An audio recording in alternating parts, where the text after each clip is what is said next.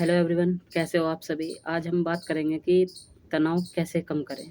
इस बारे में हमारी वीडियो एक पेंडिंग पड़ी हुई थी, तो इसे लेकर ही आज हम आए हैं। हम समझेंगे कि तनाव आखिर होता क्या है, इसे कैसे कम करें। ये जो ओवर थिंकिंग है, ये बेवजह की जो टेंशन हमने पाल रखी है, इसके बारे में। और जो हम उदास रहते हैं, निराश रहते हैं और सोचते हैं कि दुनिया में कुछ नहीं रखा, इस तरह की जो फीलिंग आती है, तो इन सब के बारे में आज हम एक डिस्कस करेंगे। एक डिटेल वीडियो मैं बना रहा हूँ और इस चीज़ को आप तभी समझ पाओगे जब इस वीडियो को आप कंप्लीट देखोगे। थोड़ी थोड़ी चीज़ें तभी समझ में आएंगी। हम कोशिश करेंगे कि इसे तनाव को पूरा कवर करें और अच्छे से चीज़ों को एनालाइज करें और अच्छे से मैनेजमेंट करके एक स्ट्रेस मैनेजमेंट का वीडियो तैयार करें। बहुत ही फेमस लाइनें हैं कि क्यों डरे, ज़िंदगी में क्या होगा, कुछ नहीं होगा तो तजुर्बा होगा। तो ये बहुत ही फेमस लाइन है, आप सभी ने लगभग सुनी रखी होगी। तो हमें अपनी ज़िंदगी से आशा रखनी चाहिए और हमें उदास नहीं होना चाहिए। ये तो लाइफ ऑफ पार्ट है कि चीज़ें रहेंगी या नहीं रहेंगी। कहते हैं कि एक नया सवेरा होता है, ठीक है। एक नया सूरज एक नया सवेरा लेकर आता है और जब सूरज छिपता है तो ये चीज़ें लेकर जाता है।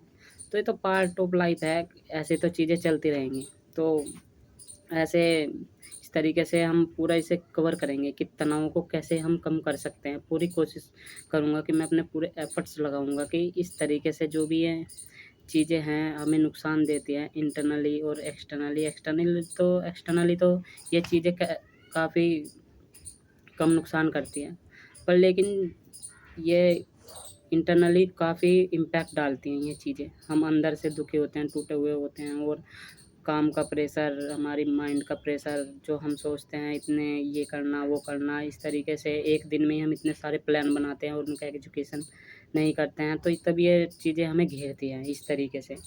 तो हमें ये सोचना होगा कि स्ट्रेस मैनेजमेंट को प्रॉपर तरीके से कैसे कम करें और किस तरीके से और क्या तरीका है। हम स्ट्रेस को 10 चीज़ों में समझेंगे, 10 पॉइंट में समझेंगे और मैं इसे फुल्ली कवर करने वाला हूँ कि इस तरीके से।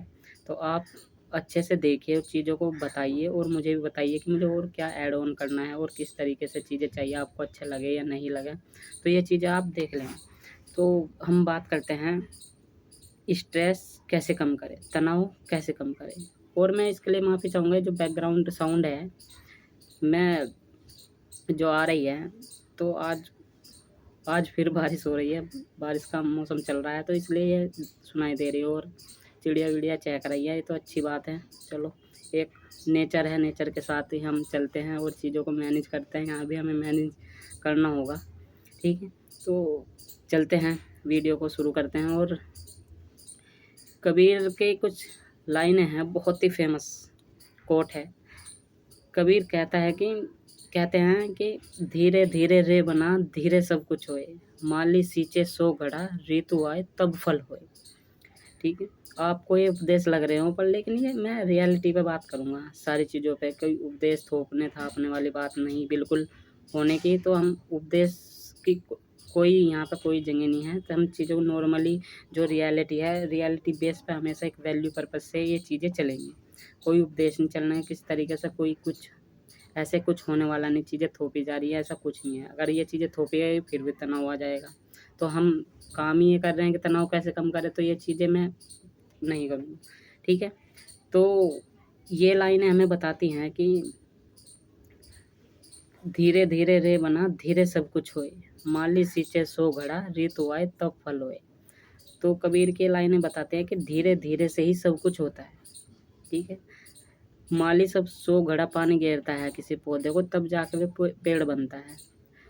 और जब पेड़ बन जाता है तब भी उस पे फल नहीं आते, उसकी ऋतु आती है, उसका टाइम आता है, उसका समय आता है। जो उसमें मेहनत की है माली ने, किसान ने, जो जब मेहनत करता है तो उसका समय आता है, तब जाके भी फल आते हैं, तब उसे फल की प्राप्ति होती है। तो इस बात से हमें यही सीख मिलती है कि हमें ऐसा नहीं सोचना चाहिए कि एकदम से हमने कुछ करा और उसका रिजल्ट एकदम मिल जाएगा, ऐसा नहीं होने वाला। तो धीरे धीरे से सब कुछ सेटअप कीजिए, धीरे धीरे से चीज़ें चलेंगी और लाइफ में जो रिजल्ट है वे धीरे से ही आते हैं, ठीक है।